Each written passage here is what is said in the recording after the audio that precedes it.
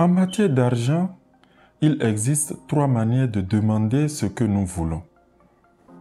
Premièrement, on peut demander un montant précis. Deuxièmement, demander avec une approche générale du genre. Et troisièmement, demander juste en travaillant sur son ressenti. Dans le premier cas, fixez un montant précis dont vous avez besoin. 100 000, 300 000, 500 000. Le montant doit être précis, quantifiable, mesurable. Cette précision sert de point d'ancrage. N'ayez pas honte de demander de l'argent. Il est fait de matière papier, comme une maison est faite de briques et bois et une voiture de fer et plastique. Fixez un montant auquel vous croyez, un montant avec lequel vous êtes à l'aise à y penser. Fixer environ le double de vos revenus actuels est raisonnable. Dans le second cas, avec une approche générale du genre, celui qui adopte cette approche est orienté vers l'argent, mais sans fixer un montant précis. La personne veut juste assez d'argent pour que certains besoins urgents soient réglés. C'est un besoin d'argent pour relâcher une certaine pression financière. On laisse l'univers pourvoir la quantité idéale de ressources financières.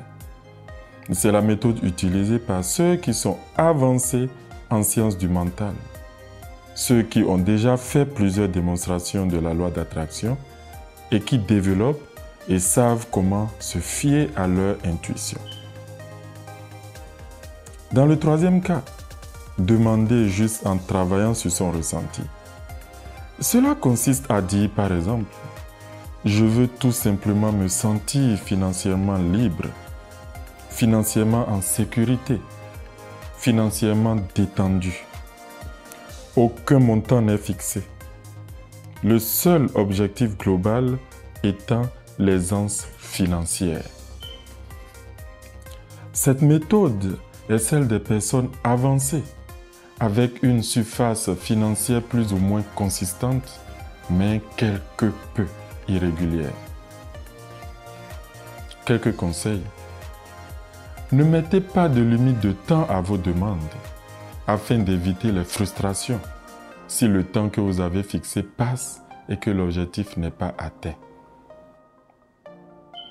La balance de l'équilibre du travail stipule que obtenir les choses demandées, c'est 99,99% de la qualité de nos pensées et 0,01% de notre travail physique, nos compétences, nos aptitudes.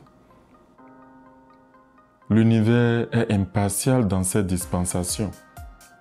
Pour l'univers, peu importe vos diplômes, fonctions, classe sociale, vous devez juste demander et surtout croire que vous l'avez déjà reçu.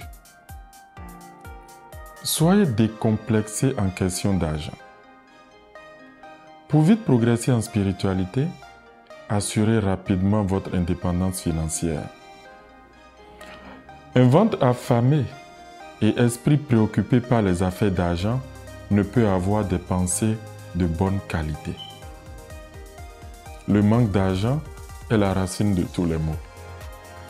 Ne maudissez pas les riches, car leur argent sert à ouvrir les hôpitaux, créer des écoles, financer des œuvres sociales dont bénéficient la plupart des pauvres. Il vaut mieux avoir de l'argent pour régler les problèmes que d'avoir beaucoup de problèmes et pas assez d'argent pour les régler.